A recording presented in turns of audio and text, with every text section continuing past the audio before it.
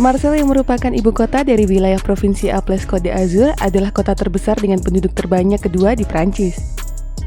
Pantai Mediterania berlokasi di sana dan merupakan salah satu kota yang mangsanya makmur. Identifikasi itu tidak lepas karena Marseille menjadi sarang imigran secara massal sehingga diberi nama kota budaya Eropa pada 2013 lalu. Pelabuhan Mediterania memegang peranan penting karena sebagai gerbang utama bagi pendatang, pengungsi dan nelayan membuatnya menjadi kota multikulturalisme.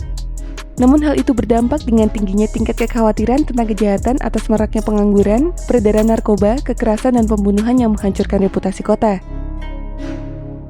Jangan lupa tekan tombol subscribe dan lonceng untuk mendapatkan notifikasi dari Epic Football. Di sisi lain, Marseille adalah tempat yang benar-benar indah. Budaya di sana diliberalisasi dan berkombinasi sehingga menciptakan iklim yang ramah di kalangan sosial. Itulah yang membuat kota tersebut mudah untuk memahami Marseille menjadi tujuan populer bagi banyak orang. Sepak bola di sana dianalogikan sebagai mercusuar yang nyata untuk kesenangan dan landasan masyarakat Marseille. Multikulturalisme di dalam kota ini menganggap sepak bola adalah agama umum karena menawarkan persatuan walau hanya dalam 90 menit. Sepak bola bisa dibilang menjadi salah satu yang mampu mencegah kota ini jatuh krisis. Itulah alasan mendasar mengapa sepak bola adalah segala-galanya bagi rakyat Marseille. Tidak mengherankan juga bahwa kota ini memiliki Olympique Marseille sebagai salah satu kesebelasan paling sukses dan membanggakan di Prancis. Sejak 1899, Marseille berada di garis terdepan sepak bola Prancis dengan memenangkan 9 Ligue 1 dan 10 Piala Prancis. Bahkan pada 1993, Marseille menjadi kesebelasan Prancis yang menjuarai Liga Champions untuk pertama kalinya. Megahnya Stadion Velodrome pun menjadi daya tarik tersendiri. Stadion berkapasitas 67.000 penonton itu memberikan dukungan yang megah. Para pendukungnya mengibaratkan Velodrome sebagai kuil tempat menyembah. Maka dari itu Velodrome menjadi rumah bagi Ultras Marseille. Ultras Marseille pun begitu dihormati di Eropa. Selama 3 dekade, Die-Hard fanatik Marseille telah diakui sebagai pendukung paling bersemangat di Prancis. Ultras Marseille didefinisikan sebagai persatuan dan solidaritas. Tangannya terbuka untuk siapapun yang mencintai kesebelasan berjuluk Les Faucons tersebut. Tapi di balik itu semua, ketenaran Ultras Marseille sering dipelopori kekerasan. Selama bertahun-tahun, Ultras Marseille telah terlibat dalam berbagai bentrokan di dalam maupun luar negeri. Cerita-cerita tentang mereka membuat mereka menjadi supporter yang paling ditakuti di Prancis.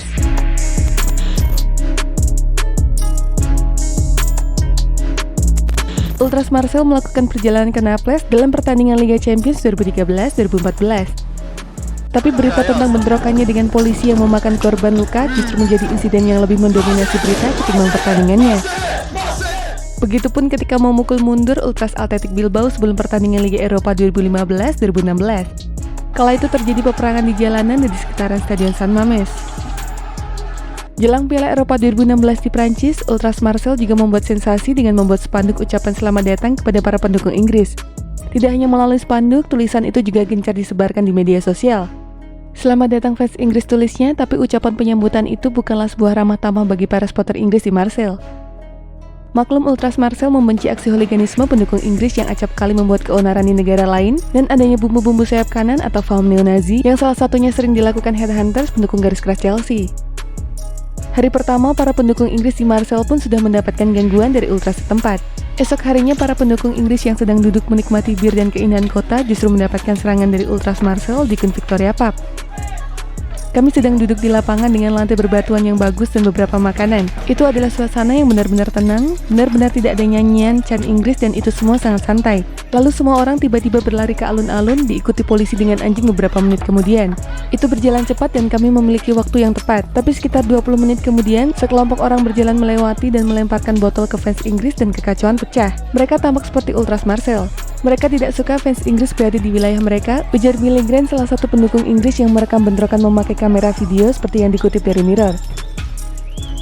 Terkait kebencian mereka kepada para supporter sayap kanan tidak lepas dari paham sayap kiri yang dianut Ultras Marseille. Ideologi itulah yang mendasari persahabatan dengan Ultras AEK Athena dan Livorno. Paham itu dianut atas latar belakang multikulturalisme di Marseille.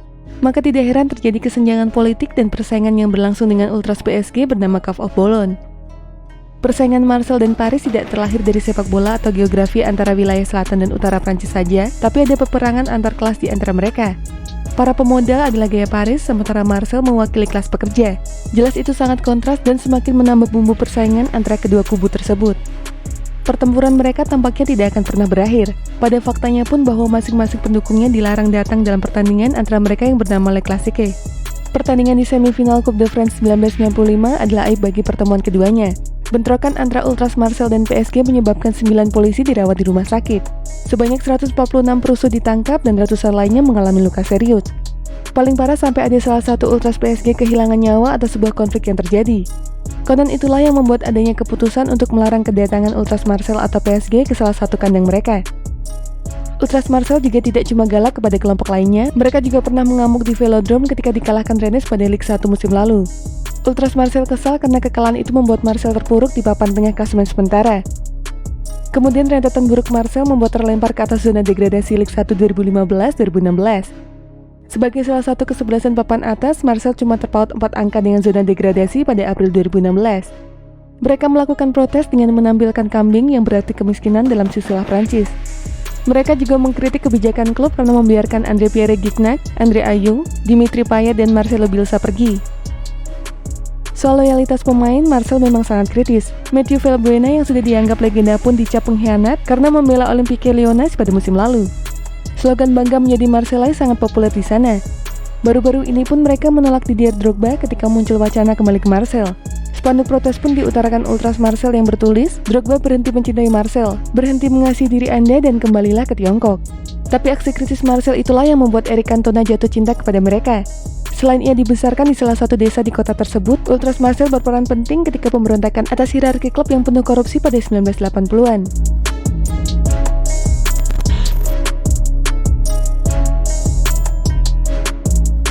Di Tribun Vira Genoa de Beretti terdapat beberapa kelompok Ultras Marseille bernama Jan Kenot Marseille, Marseille Top Busan, Fanatics, dan Dodger. Di kurva utara itulah mereka bersebelahan dengan supporter tamu.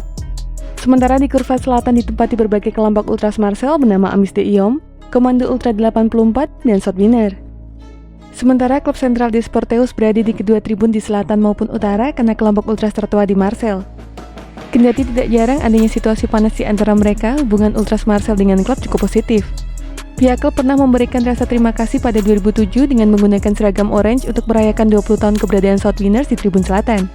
Selain itu, pilihan warna diduga berasal dari aksi demonstrasi antifasis yang diinisiasi Ultras Marseille ketika melawan PSG pada 1989. Begitupun pada 2010, Marseille memakai warna merah kuning hijau yang mewakili benua Afrika. Warna itu mewakili simbolisasi Ultras sayap kiri di Marseille bernama Marseille Top Busan. Seluruh Ultras Marseille mendapatkan hak istimewa untuk mengawasi penjualan tiket Velodrome, walau untuk hal itu terkadang merugikan pendapatan klubnya. Tapi di luar kendala itu, peraturan tersebut jarang terjadi di dalam sepak bola Eropa. Dan yang jelas campuran budaya dan latar belakang antara penduduk Marseille yang dikombinasikan dengan karakteristik kotanya membuat mereka diposisikan secara unik. Marseille menjadi kesebelasan yang didukung pendukungnya paling spektakuler, berisik dan loyal di Eropa bagian barat. Dan itulah informasi mengenai dunia sepak bola dari Epic Football. Jangan lupa untuk like, share, dan subscribe.